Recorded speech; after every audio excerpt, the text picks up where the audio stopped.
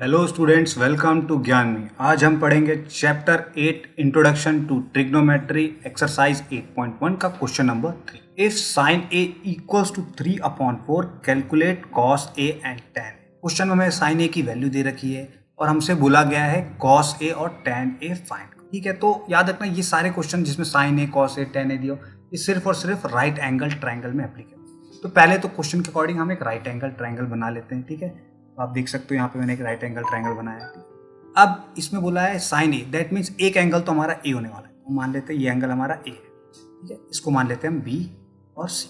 याद रखना 90 वाला एंगल आप ए नहीं लिख सकते। ठीक है, इसकी वैल्यू दे रखी है 3/4। 90 के अलावा कोई आप एंगल मान, इसकी वैल्यू दे रखी है 3/4 और कॉस ए और टैन ए फाइंड करें। अब जब भी आपको ऐसा दिया हो, आपको कुछ बेसिक चीजें पता होनी चाहिए। उसके लिए यहाँ पे आप देखते हो। ठीक है, हमारे पास एक ट्रिक है।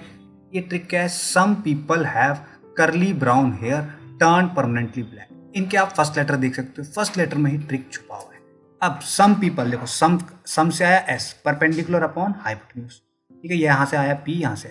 सिमिलर वे कॉस का आया base upon hypotenuse. Curly brown here is base upon hypotenuse. और टर्न परमानेंटली ब्लैक, तो टैन का यहाँ से आया टी, परमानेंटली का सॉरी परपेंडिकुलर का पी यहाँ से आया और बेस का बी।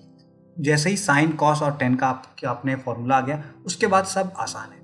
कॉट होता है टेन का रेसिप्रोकल, सेक होता है कॉस का रेसिप्रोकल। बस आपको उसका आंसर में रिवर्स करना है। सिमिलर वे कॉसेक होता है हमारा साइन का रेसिप्रोकल। इतनी सी बात आपको ध्यान रखनी। अब बोला गया है साइन ए इक्वल्स टू 3/, जो चीज दी है लिख लेते हैं। ठीक है, साइन ए की वैल्यू दे रखी है 3/।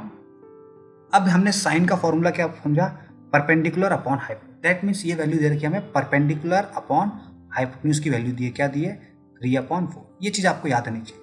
अब यहां से देखो, परपेंडिकुलर अपॉन हाइपोटेन्यूज का रेशियो आया 3/4। दैट मीन्स अगर ए के हिसाब से देखा जाए तो परपेंडिकुलर क्या होगा? इसके अपोजिट वाली साइड। तो इसकी वैल्यू दे रखी है 3। अब याद रखना ये 3 आंसर नहीं होगा, क्योंकि ये क्या परपेंडिकुलर अपॉन हाइपोटेन्यूज का रेशियो। दैट मीन्स कुछ वैल्यू होगी, वो कटने के बाद आंसर आएगा 3/4। तो मान लेते हैं परपेंडिकुलर था 3 की। सिमिलर पे हाइपोटेन्यूज क्या होगा हमारा? हाइपोटेन्यूज होती है 90 के अपोजिट वाली साइड, तो इसको मान लेते हैं हम 4 के। ठीक है, और हमें बोला गया कॉस ए और टैन ए फाइंड। अब सीधी सी बात है, जब कॉस ए और टैन ए फाइंड करने को बोला गया है तो हमें बाकी चीज भी पता होनी चाहिए कि बाकी कॉस ए में क्या आता है। कॉस ए का फॉर्मूला होता है यहाँ से बेस अपॉन हाइपोटेन्यूज। ठीक है, तो बेस भी चाहिए। तो बेस कैसे फाइंड करेंगे? हम फाइंड करेंगे हमारे पाइथागोरस थ्योरम से। तो पाइथागोरस थ्योरम लगा लेते हैं। क्या है? H square equals to perpendicular का स्क्वायर प्लस बेस का स्क्वायर। तो हाइपोटेन्यूज आपको पता है क्या है? 4k का स्क्वायर इक्वल्स टू परपेंडिकुलर क्या है? 3k का स्क्वायर, और बेस हमें फाइंड करना, दैट इज बी स्क्वायर।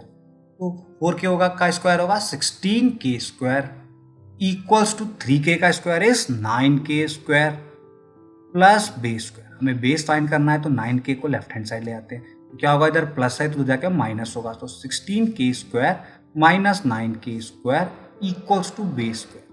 तो 16k स्क्वायर में से 9k स्क्वायर गया तो कितना बचेगा? 7k square. बी स्क्वायर आया 7k, तो बी कितना आएगा? Under root of 7k square. Value आ जाएगी इसकी √7k। ठीक है, तो वैल्यू है हमारी, याद रखना आपको क्या रखना है? Under root 7। देखो 7 का रूट होता है, k स्क्वायर का हो जाएगा k। बेस तो आ गया हमारा अंडर रूट 7। ठीक है, तो हम यहाँ पे लिख देते हैं इसको अंडर रूट 7k। अब जो चीज फाइंड करनी है, हमें क्या फाइंड करना है? कॉस ए और टैन ए।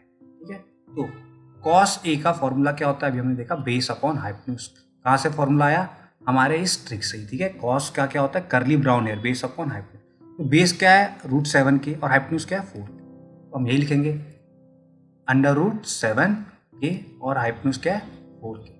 k से k कैंसिल आउट, तो कॉस ए की वैल्यू होगी अंडर रूट 7/4। और नेक्स्ट पूछा है हमें टैन ए का। टैन ए क्या होगा? Perpendicular upon base, turn permanently black, तो perpendicular upon base.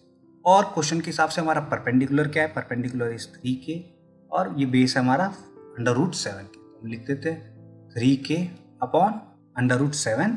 Again k से k कैंसिल आउट, तो क्या आएगा? 3 अपॉन अंडर रूट 7। तो जो जैसे कि क्वेश्चन हमसे पूछा गया था कॉस ए और टैन ए फाइंड, तो हमने फाइंड कर दिया और हमारा क्वेश्चन भी यहीं पे समाप्त होता है। थैंक यू फॉर वॉचिंग ज्ञान में।